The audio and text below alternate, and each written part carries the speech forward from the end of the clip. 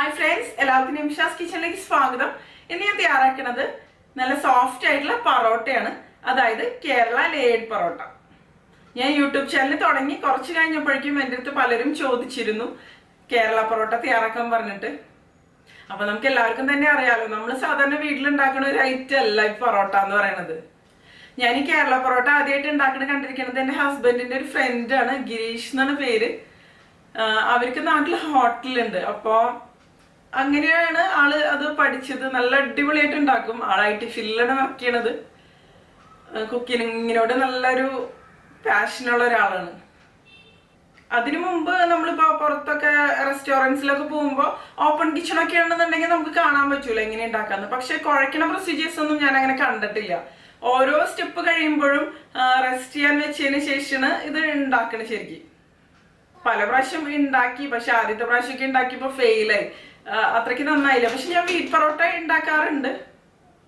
Wheat പൊറോട്ടയുടെ video ഞാൻ ഇതിനു മുമ്പ് തന്നെ അപ്ലോഡ് ചെയ്തിട്ടുണ്ട്. പക്ഷെ നമ്മൾ ഗോതമ്പ് പൊടി കുഴച്ചുണ്ടാക്കണ ഇതിനേക്കാളും കുറച്ച് വ്യത്യസ്തമാണ് മൈദയാവുമ്പോൾ. പിന്നെ നിങ്ങളുടെ അടുത്ത് എനിക്ക് വേറൊരു കാര്യം പറയാനുള്ളത്, ഞാൻ കഴിഞ്ഞ ദിവസം കമ്മ്യൂണിറ്റി ടാബിൽ ഒരു പോസ്റ്റ് ഇട്ടിരുന്നു, എനിക്കൊരു Q&A വീഡിയോ ചെയ്യാൻ താല്പര്യമുണ്ടെന്ന് പറഞ്ഞിട്ട്. അപ്പൊ അതിന് താഴെ ഒരു 3-4 കമന്റ്സ് വന്നിരുന്നു. Q&A വീഡിയോ എന്ന് പറയുമ്പോൾ എല്ലാവർക്കും അറിയാമല്ലോ, ക്വസ്റ്റ്യൻ ആൻഡ് ആൻസർ. നിങ്ങൾക്ക് എൻ്റെ അടുത്ത് അറിയാൻ ആഗ്രഹമുള്ള ക്വസ്റ്റ്യൻസ് ചോദിക്കാം, അതായത് എന്നെ കുറിച്ച്. ഞാനതിന് ഒരു വീഡിയോ രൂപത്തിൽ ആൻസർ ചെയ്യാം. അപ്പൊ അതിനൊരു 3-4 കമന്റ്സ് ആണ് വന്നത്. മിനിമം ഒരു 10 കമന്റ്സ് ഇല്ല എന്നുണ്ടെങ്കിൽ ഞാൻ എന്തായാലും Q&A വീഡിയോ ചെയ്യില്ല. കുറച്ചും കൂടി കഴിഞ്ഞിട്ട് ചെയ്യാം, കുറച്ചും കൂടി സബ്സ്ക്രൈബേഴ്സ് കൂടിയതിന് ശേഷം. ഈ വീഡിയോന് താഴെ നിങ്ങൾക്ക് എന്നെ കുറിച്ച് അറിയാൻ താല്പര്യമുള്ള എന്തെങ്കിലും കാര്യങ്ങൾ ഉണ്ടെന്നുണ്ടെങ്കിൽ നിങ്ങൾക്ക് ചോദിക്കാം കമന്റ് ചെയ്ത്. അപ്പൊ ഞാൻ ഒരു വീഡിയോ ആയിട്ട് ചെയ്യാം. അപ്പൊ നമുക്ക് എങ്ങനെയാണ് കേരള പൊറോട്ട തയ്യാറാക്കണേന്ന് നോക്കാം. അപ്പൊ നമുക്ക് പൊറോട്ട തയ്യാറാക്കിയാലോ. അതിന് വേണ്ടിയിട്ട് ഞാനിവിടെ 3 കപ്പ് മൈദയാണ് എടുത്തിരിക്കുന്നത്. 250 ml കപ്പിലാണ് കേട്ടോ 3 കപ്പ് മൈദ എടുത്തിരിക്കുന്നത്. ഇനി ഇതിലേക്ക് നമുക്ക് ആവശ്യത്തിന് ഉപ്പ് ചേർത്ത് കൊടുക്കാം. പൊറോട്ടയൊക്കെ തയ്യാറാക്കുമ്പോൾ ഉപ്പ് കറക്റ്റ് ആയെങ്കിലാണ് പൊറോട്ട കഴിക്കാൻ തന്നെ ടേസ്റ്റ് ഉണ്ടാവുള്ളൂ. ഉപ്പ് കൂടിയും പോരുത്, അതുപോലെ തന്നെ ഒരുപാട് കുറഞ്ഞും പോരുത്. ആവശ്യത്തിന് മാത്രം മതി. ഇനി നമുക്കിതിലേക്ക് ഒരു മുട്ട ചേർത്ത് കൊടുക്കാം. ഇപ്പോൾ 3 കപ്പ് മൈദയ്ക്ക് ഒരു മുട്ടയാണ് ഞാൻ എടുത്തിരിക്കുന്നത്. ആ ഒരു പ്രപ്പോർഷൻ മതി ഇതിന്. ഇനി നമുക്ക് ഇതെല്ലാം കൂടി ആദ്യം നന്നായിട്ടൊന്ന് മിക്സ് ചെയ്ത് കൊടുക്കാം. ഈ കേരള പൊറോട്ട തയ്യാറാക്കുമ്പോൾ മുട്ട ചേർക്കാതെയും ഞാൻ തയ്യാറാക്കാറുണ്ട്. മുട്ട ചേർക്കാതെയും നമുക്ക് നന്നായിട്ട് തന്നെ തയ്യാറാക്കി എടുക്കാം. മുട്ട ചേർക്കുമ്പോൾ കുറച്ചും കൂടി നല്ലൊരു സോഫ്റ്റ് ആയിട്ട് മാറും. ഇപ്പോൾ മുട്ട കഴിക്കാത്ത ആൾക്കാർക്കൊക്കെ ആണെന്നുണ്ടെങ്കിൽ മുട്ട ഉപയോഗിക്കാതെ ഇത് ഉണ്ടാക്കിയെടുക്കാം. അതുപോലെ ചിലവർ ഇതിലേക്ക് പാല് ചേർക്കാറുണ്ട്. അങ്ങനെ പല രീതിയിൽ ഉണ്ടാക്കാറുണ്ട്. ഇതിപ്പോൾ നന്നായിട്ട് മിക്സ് ആയിട്ട് വന്നിട്ടുണ്ട്. നമുക്കിനി ഇതിലേക്ക് വെള്ളം ഒഴിച്ചു കൊടുക്കുക. ഇതിപ്പോൾ സാധാരണ വെള്ളമാണ്, റൂം ടെമ്പറേച്ചറിലുള്ള വെള്ളം. ഇത് കുറേശ്ശായിട്ട് ഒഴിച്ച് നമുക്കിത് കുഴച്ചെടുക്കാം. ഇതിൽ വേറെ ഇൻഗ്രീഡിയൻസ് ഒന്നും തന്നെ ഇല്ല. ഇത് ആദ്യം ജസ്റ്റ് ഒന്ന് കുഴച്ചെടുത്തതിന് ശേഷം നമുക്ക് കൗണ്ടർ ടോപ്പിലിട്ടിട്ട് നന്നായിട്ട് കുഴക്കാം.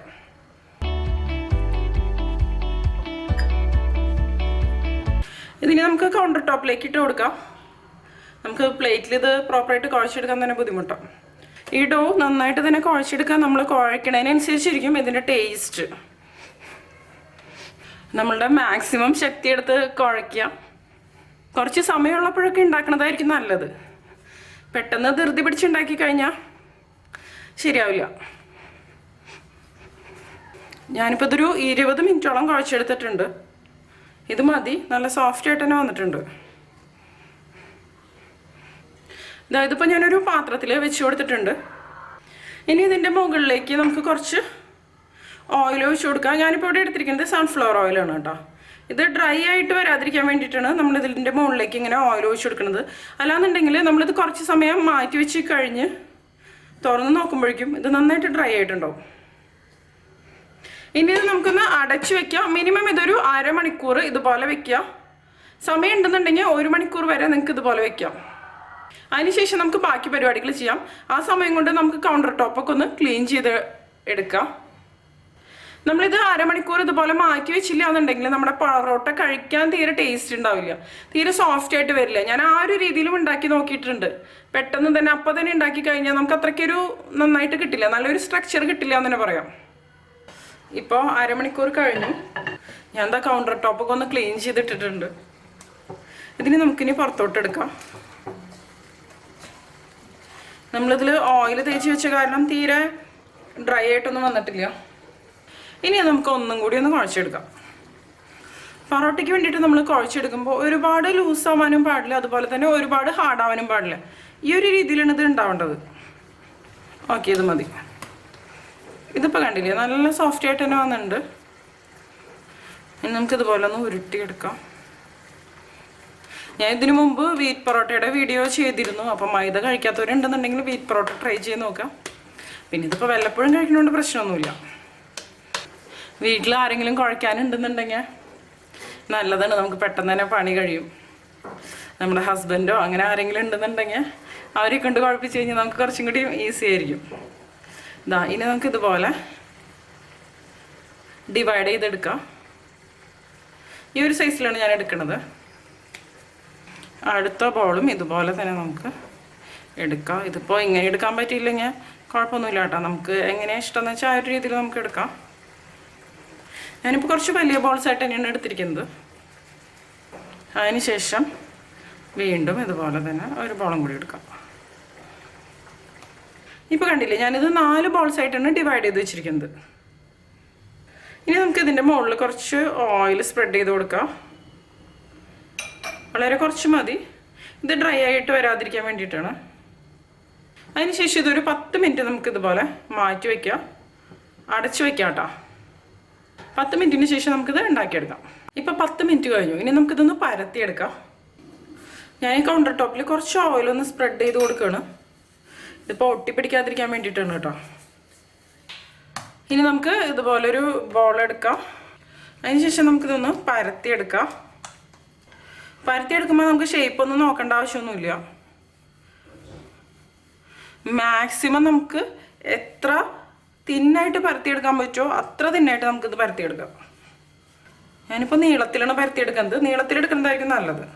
ഇത് നമ്മൾ കുറച്ച് സമയം ഇതുപോലെ റെസ്റ്റ് ചെയ്യാൻ വെക്കണത് എന്തിനാന്ന് വെച്ചാൽ എന്നാലാണ് ഇത് നമുക്ക് നല്ല തിന്നായിട്ട് പരത്തിയെടുക്കാൻ പറ്റുള്ളൂ. അല്ലാന്നുണ്ടെങ്കിൽ ഇത്രയ്ക്ക് തിന്നാക്കാൻ പറ്റില്ല. ഇതിപ്പോൾ എല്ലാ ഭാഗത്തേക്കും ഒരുപോലെ പരത്തിയെടുക്കാം.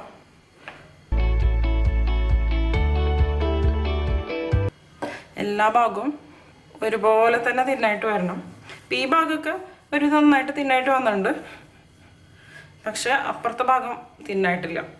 അതും പരത്തിയെടുക്കാം.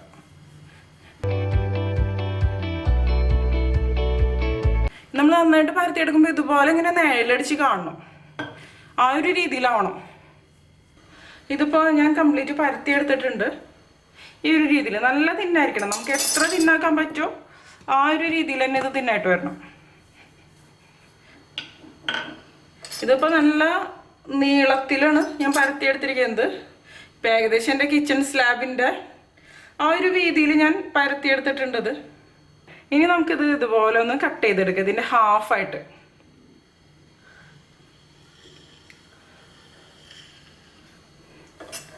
ഈ ഒരു രീതിയിൽ ഇതിപ്പോൾ വലിയ ബോളാക്കിയിട്ട് നമ്മൾ ഉരുട്ടിയെടുത്ത കാരണമാണ് ഇതുപോലെ ഹാഫായിട്ട് കട്ട് ചെയ്തെടുക്കുന്നത്. ഇപ്പോൾ ഹാഫായിട്ട് കട്ട് ചെയ്തെടുത്തില്ലെങ്കിലും കുഴപ്പമൊന്നുമില്ല. ഇപ്പോൾ ചെറിയ ബോളാണെന്നുണ്ടെങ്കിൽ ഒരു പൊറോട്ടയുടെ സൈസല്ലേ ഉണ്ടാവുള്ളൂ. ഇതിപ്പോൾ വലുതായ കാരണമാണ് ഞാൻ ഇങ്ങനെ ചെയ്യണത്. ഇനി നമുക്ക് ഓയിൽ ബ്രഷ് ചെയ്ത് കൊടുക്കാം. ഞാനിപ്പോൾ സൺഫ്ലവർ ഓയിലാണ് കേട്ടോ എടുത്തിരിക്കുന്നത്. ഇപ്പോൾ ബ്രഷ് ഉപയോഗിച്ച് ചെയ്യണമെന്നൊന്നുമില്ല, നമുക്ക് കൈ വെച്ച് ഇതുപോലെ ഒന്ന് സ്പ്രെഡ് ചെയ്ത് കൊടുത്താലും മതി. ഏത് രീതിയിലായാലും കുഴപ്പമില്ല. നന്നായിട്ട് എല്ലാവരുടെയും ഓയിലാവണം.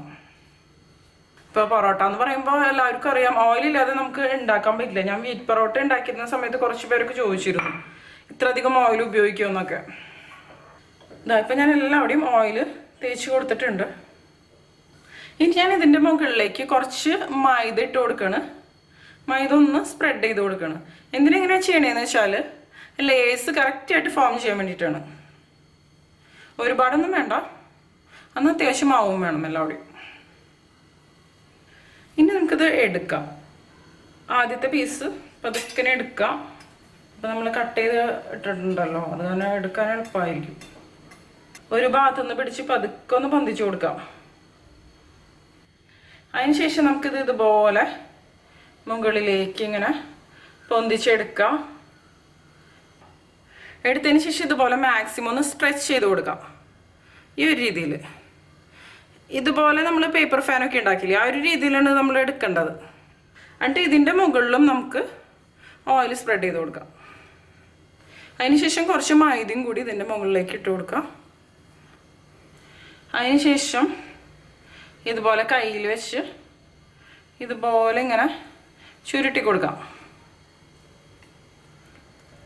കണ്ടില്ലേ, ഈ ഒരു രീതിയിൽ. എന്നിട്ട് ഇതിൻ്റെ എൻഡ് ഇതിൻ്റെ ബാക്ക് സൈഡിലോട്ട് വെച്ച് കൊടുക്കാം. ഇപ്പോൾ ഇതുപോലെ വന്നില്ലേ. ഇനി ഇത് മാറ്റി വയ്ക്കാം.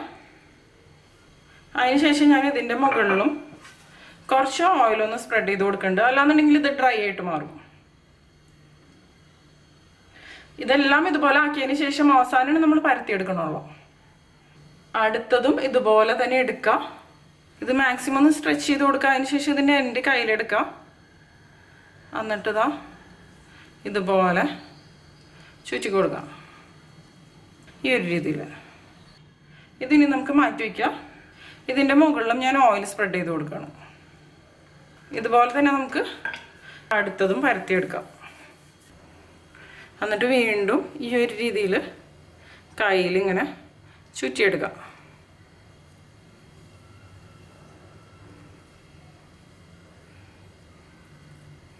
കണ്ടില്ലേ, ഈ ഒരു രീതിയിൽ. ഇതിൻ്റെ എൻഡില്ലേ, അത് ബാക്ക് സൈഡിലോട്ട് വെച്ച് കൊടുക്കുക. അല്ലാന്നുണ്ടെങ്കിൽ നമ്മളിത് പരത്തിയെടുക്കുമ്പോൾ വിട്ടു പോകാൻ സാധ്യതയുണ്ട്. ഇതും ഞാൻ ഈ പ്ലേറ്റിലേക്ക് വെച്ച് കൊടുത്തിട്ടുണ്ട്. ഇതിൻ്റെ മുകളിൽ നമുക്ക് ഓയിൽ സ്പ്രെഡ് ചെയ്ത് കൊടുക്കാം. വേറൊരു മെത്തേഡും കൂടി ഞാൻ കാണിക്കാം. ഇതുപോലെ ഓയിൽ ബ്രഷ് ചെയ്യുക ആദ്യം. അതിനുശേഷം ഇതിൻ്റെ മുകളിൽ മൈദ സ്പ്രെഡ് ചെയ്യാം. ആ പ്രൊസീജിയേഴ്സ് എല്ലാം സെയിം തന്നെ. അതിനുശേഷം നമുക്കിത് ഇതുപോലെ ഒന്ന് കട്ട് ചെയ്തെടുക്കാം. അതായത് മാക്സിമം എത്ര തിന്നാക്കാൻ പറ്റുമോ അത്ര തിന്നായിട്ട്.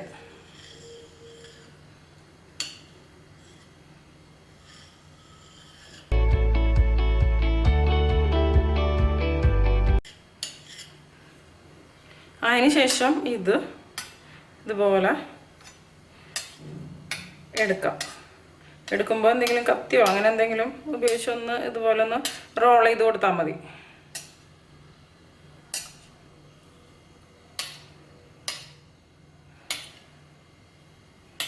ഈ ഒരു രീതിയിൽ.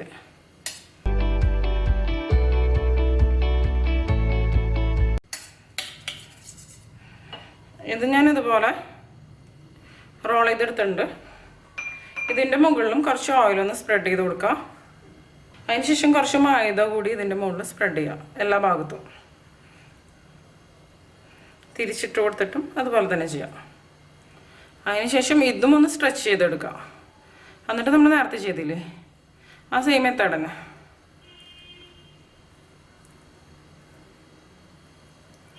ഇതാ, അപ്പം ഇതും റെഡി ആയിട്ടുണ്ട്. ഇതിൻ്റെ മുകളിൽ നമുക്ക് കുറച്ച് ഓയിൽ സ്പ്രെഡ് ചെയ്ത് വയ്ക്കാം. ഇതുപോലെ തന്നെ നമുക്ക് എല്ലാം പരത്തി ചുരുട്ടിയെടുക്കാം. ഇപ്പം ഞാനിതെല്ലാം ഇതുപോലെ തന്നെ ചുറ്റി വെച്ചിട്ടുണ്ട്. ഇപ്പോൾ 3 കപ്പ് ഉപയോഗിച്ചിട്ട് ഞാനൊരു 8 പൊറോട്ടയാണ് ഉണ്ടാക്കാൻ പോണത്. ഒരു പ്ലേറ്റ് എടുത്തിട്ടുണ്ട്. അതിപ്പോൾ ഏത് ടൈപ്പ് പ്ലേറ്റ് വേണമെങ്കിലും എടുക്കാം. ഇതിലേക്ക് നമ്മൾ നേരത്തെ ചുറ്റിച്ച് വെച്ചില്ലേ അത് വെച്ച് കൊടുക്കാം. അതിനുശേഷം കൈ വെച്ച് ഇതുപോലെ ഒന്ന് പ്രസ് ചെയ്തിട്ട് പരത്തിയെടുക്കാം.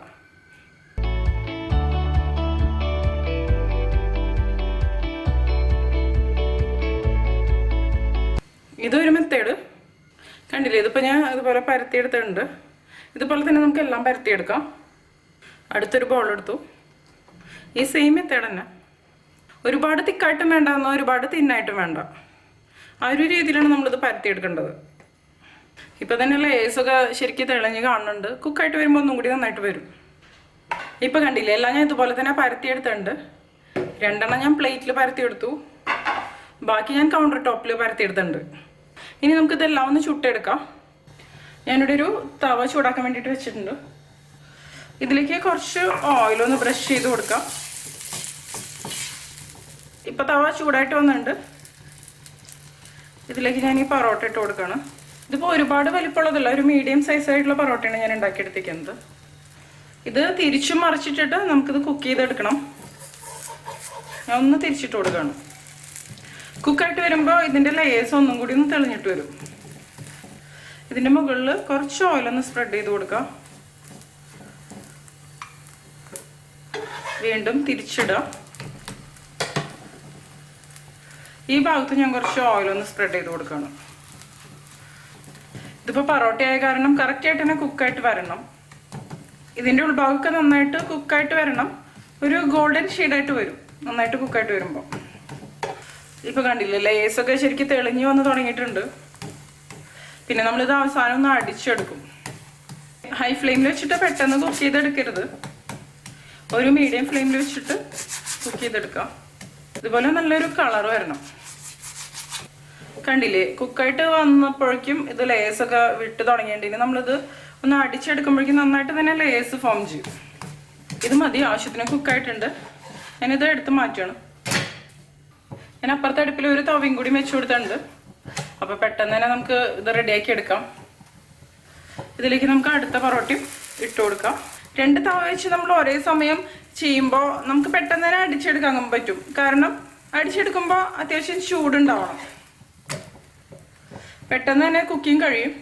അല്ലാന്നുണ്ടെങ്കിൽ പിന്നെ നമ്മൾ ചൂടാക്കേണ്ടി വരും. ഇത് ഒന്നും കൂടി തിരിച്ചു മറിച്ചിട്ട് കുക്ക് ചെയ്തെടുക്കാം. ഒന്നും കൂടി നാവാനുണ്ട്. ഇതുപോലെ തന്നെ നമുക്ക് എല്ലാം ചുട്ടെടുക്കാം.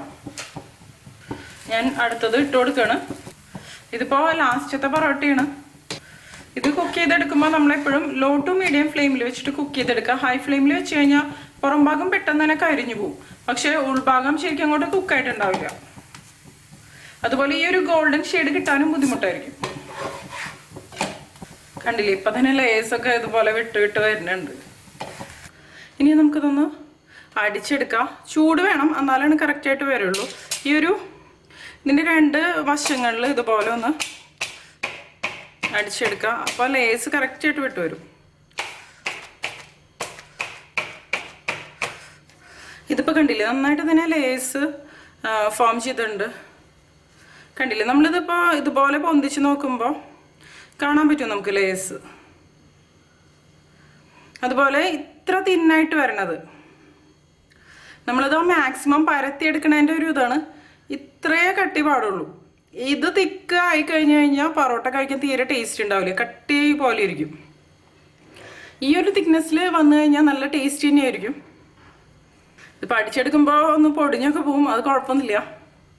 ഇത് നമ്മൾ കത്തി വെച്ച് ചെറിയ പീസസ് ആയിട്ട് കട്ട് ചെയ്തില്ലേ, അങ്ങനെ ഉണ്ടാക്കി തന്നത്. കണ്ടില്ലേ, നല്ല അടിപൊളിയായിട്ട് ലേസ് ഫോം ചെയ്തിട്ടുണ്ട്. അപ്പം നമ്മുടെ ടേസ്റ്റി ആയിട്ടുള്ള പൊറോട്ട റെഡി ആയിട്ടുണ്ട്. അപ്പോൾ എല്ലാവരും ട്രൈ ചെയ്ത് നോക്കിയിട്ട് നിങ്ങളുടെ എക്സ്പീരിയൻസ് ഷെയർ ചെയ്തോളൂ കേട്ടോ. നിങ്ങൾക്ക് എൻ്റെ വീഡിയോ ഇഷ്ടമാവുകയാണെങ്കിൽ നിംഷാസ് കിച്ചൻ സബ്സ്ക്രൈബ് ചെയ്തോളൂ കേട്ടോ. പിന്നെ ലൈക്ക് ചെയ്യുക. അതോടൊപ്പം നിങ്ങളുടെ ഫ്രണ്ട്സിനും ഫാമിലിക്കൊക്കെ ഒന്ന് ഷെയർ ചെയ്ത് കൊടുക്കുകയും ചെയ്യുക. അതുകൂടാതെ നിങ്ങളുടെ അഭിപ്രായങ്ങൾ കമൻറ്റ് ചെയ്തോളൂ കേട്ടോ. അപ്പം മറ്റൊരു അടിപൊളി റെസിപ്പി ആയിട്ട് നമുക്ക് വീണ്ടും കാണാം.